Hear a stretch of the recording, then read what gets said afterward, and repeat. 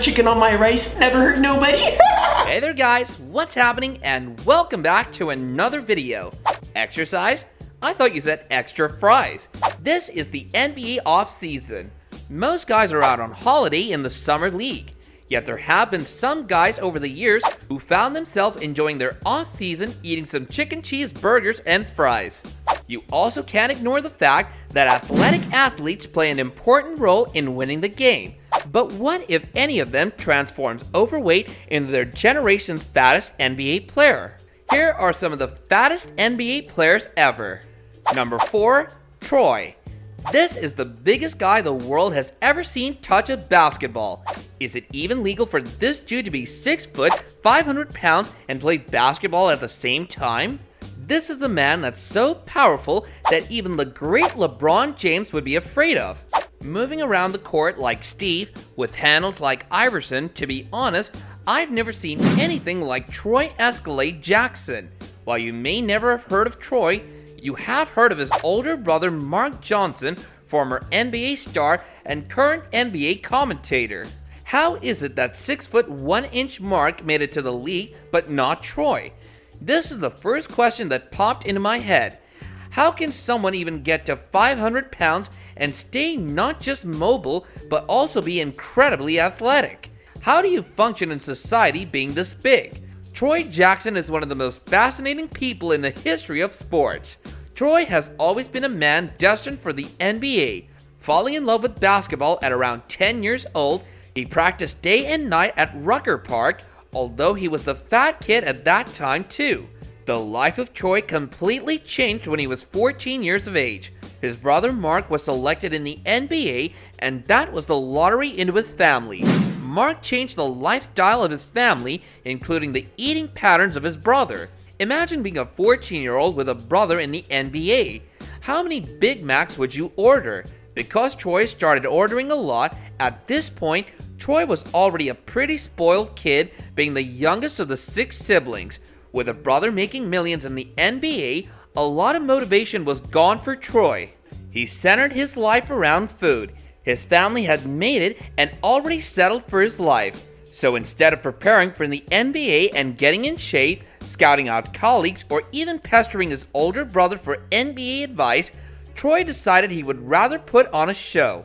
4 years at his college, Troy was not focused on taking part in the NBA. He was rather focused on showing off and ordering Big Macs.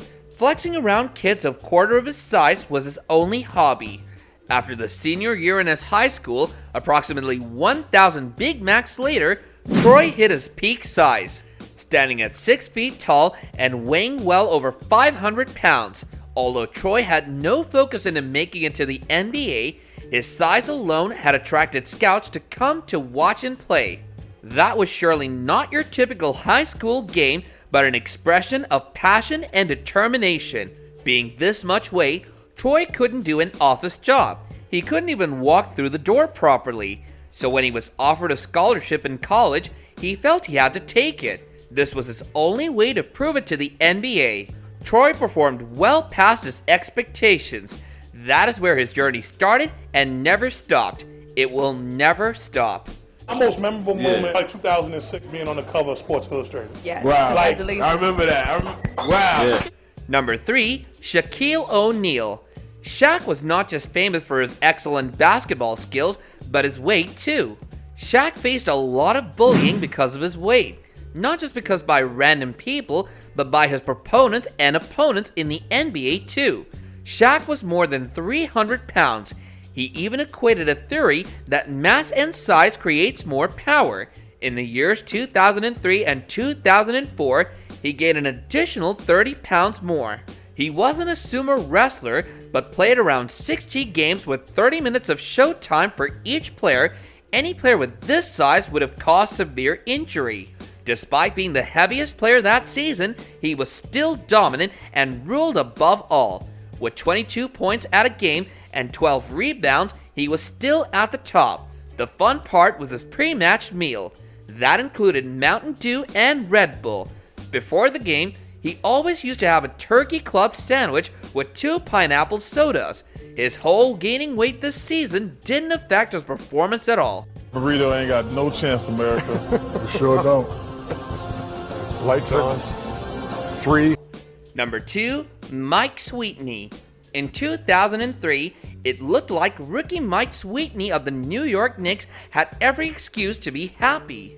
In one of the best draft classes of all time, he was the 9th overall selection and lived his NBA dream after a dominant college career at Georgetown. Sweetney was, however, in a very dark spot. It's convenient for Mike Sweetney to tick off some of the lowest points of the decade since he left Georgetown. At around 11 or midnight, he would leave the NBA arena to go grab a pizza or cheeseburger, trying to make himself feel better. His 4th and final NBA season, where he averaged a game for the Chicago Bulls in 2007 with 3.2 points and 2.5 rebounds, and started to think about himself as a disappointment. That's why his wife said something had to change, or else Sweetney would lose his family too. "I was so bad and so deep, man. I needed professional help," Sweetney said this week. "I felt like I didn't want to be around nobody. I just felt bad. I felt like I failed the media. I felt like I failed myself and my family. It just took me to a bad place." Among his lowest lows were among those months spent away from home 7 years ago this fall. Sweetney and his partner have had 3 kids since then. He saw several medical practitioners and discovered during his NBA career that he had suffered from mental illness. During his illness, Sweetney started binge eating, and that's when he started gaining weight. I tried to take my life twice. It was times where I just, packed up my car, left my family, sleeping in parking garages. Number 1, Oliver Miller. In NBA history, where Shaq is considered as the fattest player, there was someone even bigger than him. His name was Oliver Miller, and he peaked at 380 pounds in the NBA. When imagining someone at 380 pounds, you don't normally think of a pro athlete. So he had to face a lot of criticism during his evolution from a 300-pound senior in Arkansas to a 300-pounder in the NBA. No player in the history of the NBA was more known for his obesity than for his basketball talent. Even though Miller was already up to 300 pounds in college, in the first round of the NBA draft, he was still selected. He had one season when he scored just under 13 points and 7 rebounds a game, but everything he did on the floor was substantially overshadowed by problems with his weight. Mr. Oliver, we can't win this thing without you. And we've been on this case all year now. Now he's paying us back. And that about brings us to the end of this video.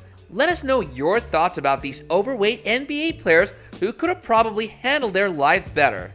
Also, do yourself a favor and watch the 2 videos that are already on your screen right now, as they're just as good as this one. And with that, I'll be seeing you guys in the next video.